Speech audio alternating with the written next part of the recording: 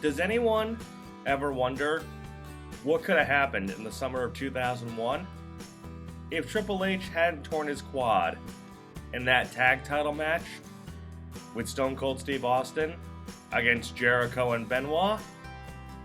Well, today we're going to talk about that. And we've reached a new milestone, episode 30 of What Could Have Been in Wrestling. And yes, that's exactly what I want to talk about. What could have been had Triple H not torn his quad in that tag title match, and had he been around in the summer of 2001? How would it have affected the Invasion? Would we have still gotten that classic TLC match that no one talks about anymore on Smackdown just 3 days later? And what would have been of the two-man power trip? So let's get right into it. In May of 2001, there was a tag title match to end Raw, where unexpectedly, the two-man power trip faced off against the makeshift team of Chris Benoit and Chris Jericho. And I know I've said it when I talked about my top 10 closing segments in Raw history. That is my favorite closing match in Raw history. If you go back and watch it, it still holds up. Even though, because of one participant in it, we'll never talk about it. But, going back to the topic.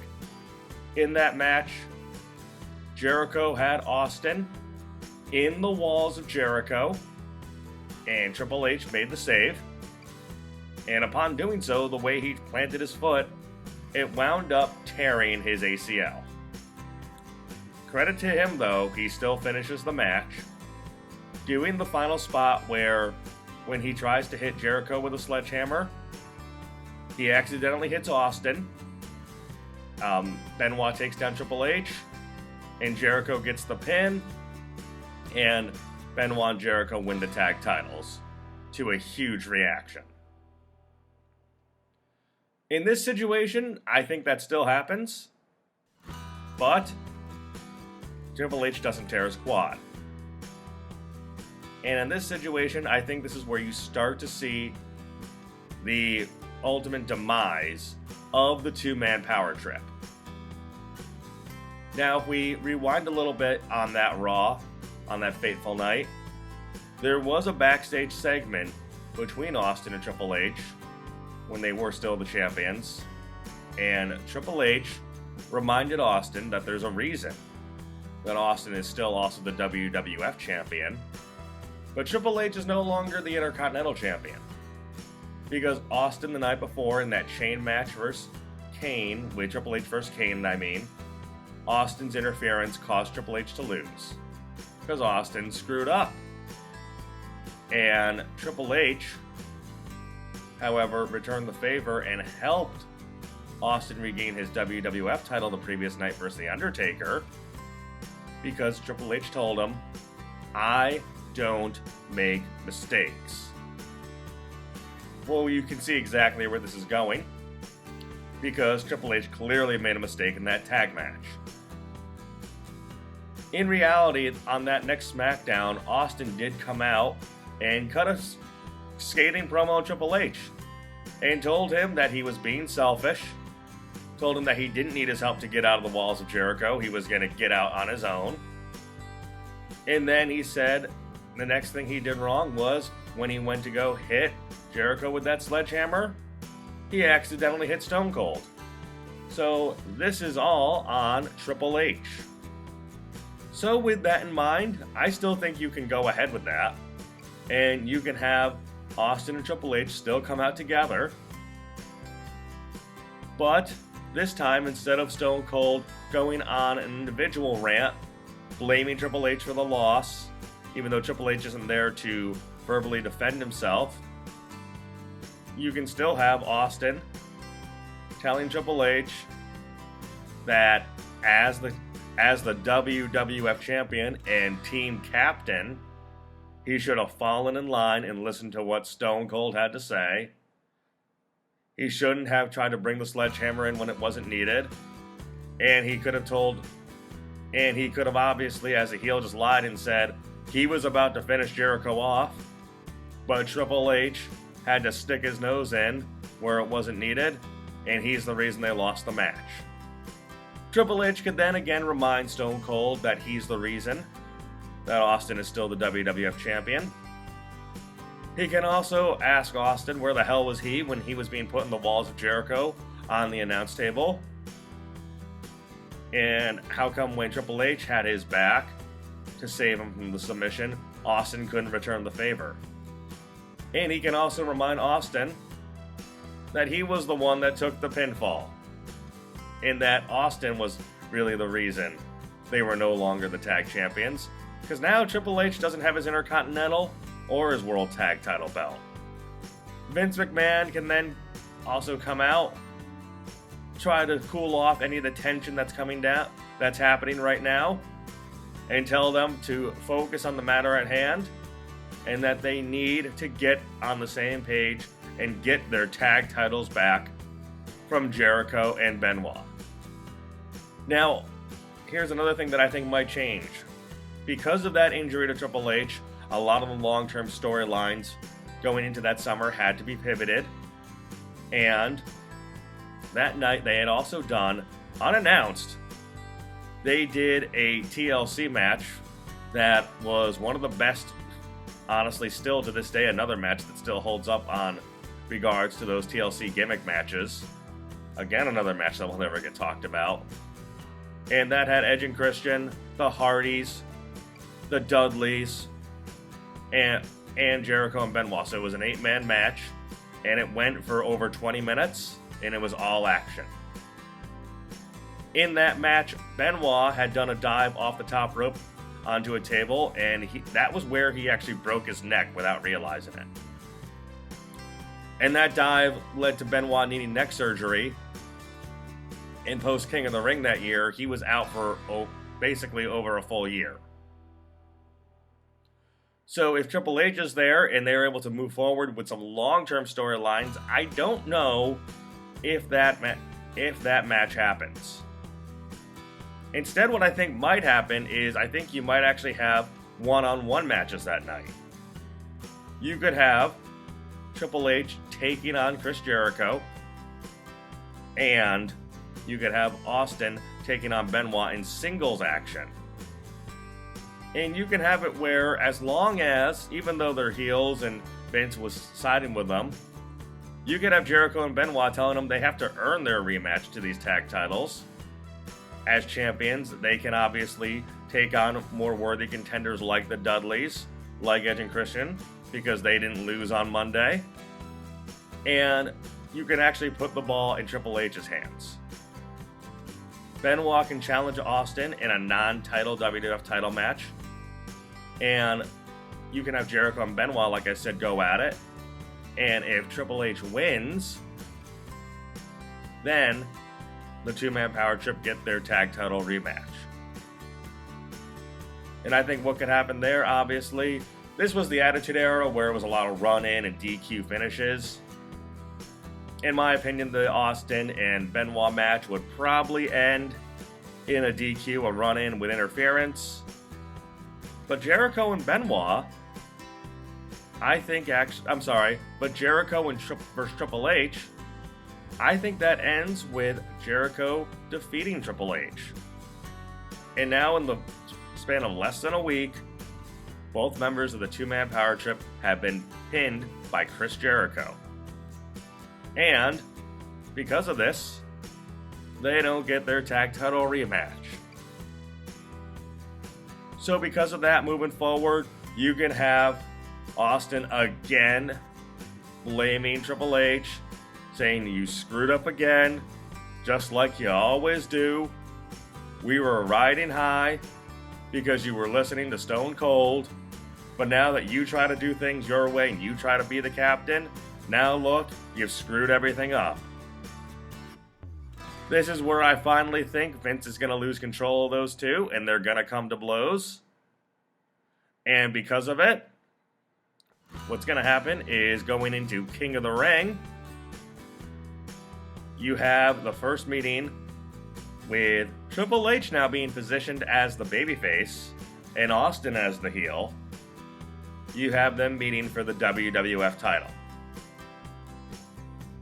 Now, in this match, obviously, I think that the dynamic would obviously be very different because we never seen it where Triple H was the babyface, fighting from underneath. And I do think the crowd would have actually, at this point, gotten into a Triple H face turn and would have been behind him. In this match, I think you can have it where Triple H is able to counter the stunner and go for the pedigree. But right as he's about to hit the pedigree, you can have interference from someone else who, at that time when Triple H got injured, became aligned with Austin and McMahon, much to Austin's chagrin. You could have Kurt Angle come in, hit Triple H with an angle slam, and cost Triple H the match. Because of this, I think you could have Austin leave King of the Ring still as the WWF champion. And by the way, there would be no run-in from Booker T to jumpstart the invasion. Keep that in mind. Moving on, Triple H then the very next night on Raw can call out Kurt Angle, can ask him what the hell was he doing sticking his nose in his business and interfering in a match that had nothing to do with him. And Kurt Angle can fire back and tell him because of his big victory over Shane McMahon the night before, in honestly a kick-ass match that might get a match analysis soon, Kurt Angle, in his eyes, should be the number one contender to Austin's WWF title. Kurt Angle could then go backstage and he could be the one kissing up to Vince McMahon. And he can remind, obviously, Triple H even, that, hey, look, I've beaten you before. I've pinned you before earlier this year at the Royal Rumble. And if I have to, I'll beat you again to prove my point. Vince could actually see things Angle's way, which would be a small hint at dissension between Austin and McMahon. And Vince can still remind Austin, hey, look, this man beat down my son, my ungrateful son last night. And he also cost my ungrateful son-in-law. Because Kurt Angle has shown loyalty to Mr. McMahon, Vince wants to name Kurt Angle number one contender for the WWF title. And I actually think that could be your main event for the July pay-per-view that month.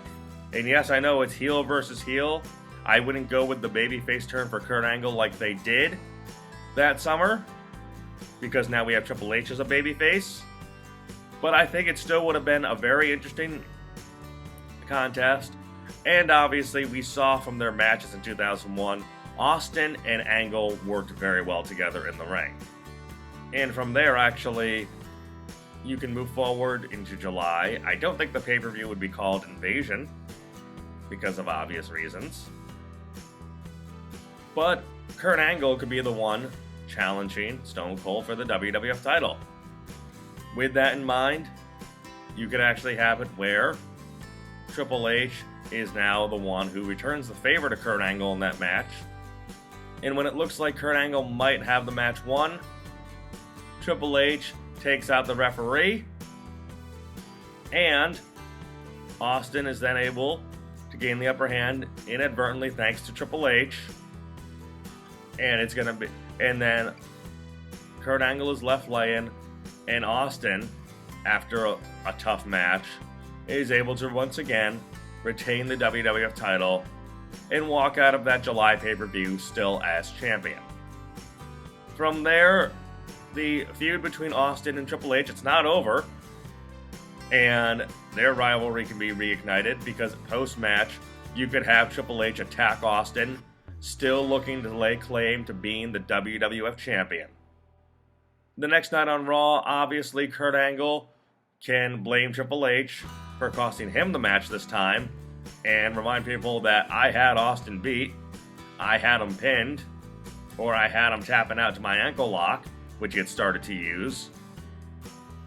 And in this situation, you could have Vince McMahon then make a #1 contenders match for the main event, either on Raw or that following Smackdown, where Triple H is going to face Kurt Angle, and the winner will then challenge Stone Cold at SummerSlam for the WWF title.